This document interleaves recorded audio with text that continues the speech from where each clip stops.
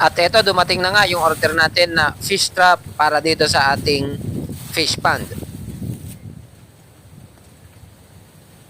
Siyempre, excited na ako para magamit na natin ito sa ating fish pond. I-set up na natin siya. Ayusin na natin at lagyan na natin siya ng pain para nang sa ganon, titingnan natin kung totoo nga ba na nakakahuli ito ng mga isda dito sa ating fish pond. Sa loob yung pain natin. So, lalagyan na natin siya.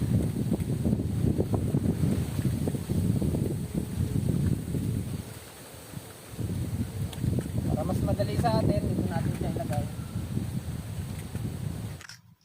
15 days na itong mga fingerlings natin na nandito, ikinulong natin siya sa loob ng screen para hindi siya makawala o kaya hindi makain ng mga mas malalaki na isda na sa labas. Kaya kailangan na natin silang pakawalan kasi tingin ko masusurvive na sila, malalaki na. Kaya ginagawa natin ng paraan ngayon na matanggal yung mga mas malalaki na isda sa labas. Tuwing magpapakain kasi ako ng ating mga fingerlings ay lumilitaw din itong mga mas marami, mas malalaki na isda dito sa labas ng screen. Kaya kailangan matanggal ko yung malalaki dito, lalong-lalo na yung dalag. Kasi yung dalag talagang kumakain yan ng fingerlings, baka wala siyang itira dito sa ating mga maliliit. Ngayon, ito namang nakikita nating mga lumalangoy na to, ito yung mga gurami. So far siguro hindi naman ito harmful sa ating mga fingerlings. Pero siguro yung mga malalaki na talaga dyan ay kailangan ko ring tanggalin.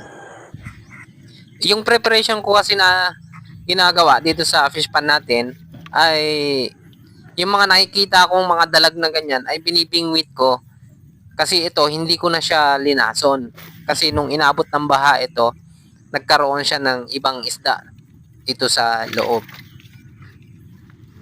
Yung ganitong isda gaya ng dalag ang talagang gusto kong matanggal dito sa ating pond kasi salbahe ito sa mga maliliit na alaga natin.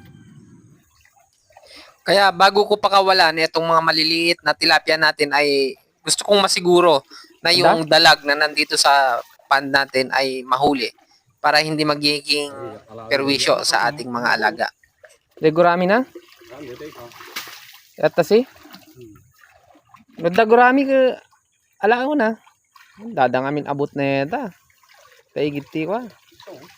Umabot de yan.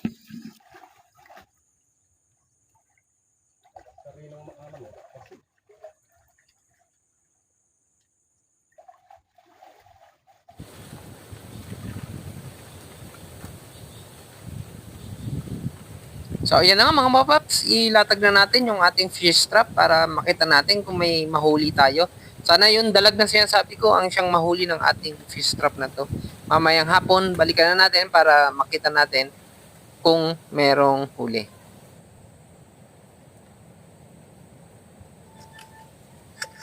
O ayan, dadagdagan ko pa ng feeds dito sa ibabaw para baka sakaling ma-attract yung mga gurami dito. Eto na nga, alas 5 na ng hapon bago magdilim ay binalikan na natin yung ating fish trap para makita natin kung nakahuli nga ba o sadyang walang huli.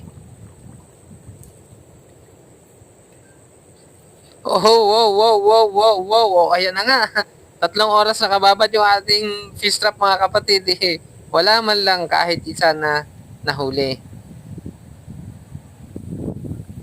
Ay siya, kailangan nating ibalik uli para iwan natin ito magdamag para bukas balikan uli natin, makita natin kung meron na siyang mahuhuli o wala.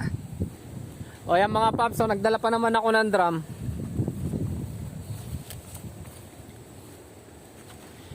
Hindi nila ko yung drum na to. Paglalagyan ko sana kung may mahuhuli yung atin trap. Para dito ko muna sana aalagaan yung mga mahuhuli natin. Nga lang, hindi pala nakakahuli yung trap natin. It's a prank pala yan. O ayan na nga, pagkatapos ng isang buong magdamag, binalikan na natin yung ating fish trap para makita natin kung meron nang nahuli. Oh, isuro ka pa. Oh, man. O ayan, di ba? Wala ni isa na nahuli. Bokya na naman tayo. Talagang ito yata ang trap na to kahit madami ang nilagay kong pain, hindi siya nakakahuli. Kaya iyan, hindi ko na mabitaw-bitawan yung ating mga tilapia fingerlings dito. Kung may natitira pandalag dito, ang mangyayari dyan, baka kainin din lang yung mga fingerlings natin. Kaya, i-comment nyo nga dyan sa baba, mga paps, kung ano ang gagawin ko para mahuli ko yung dalag na nandito. Maraming salamat sa inyong pagsubaybay.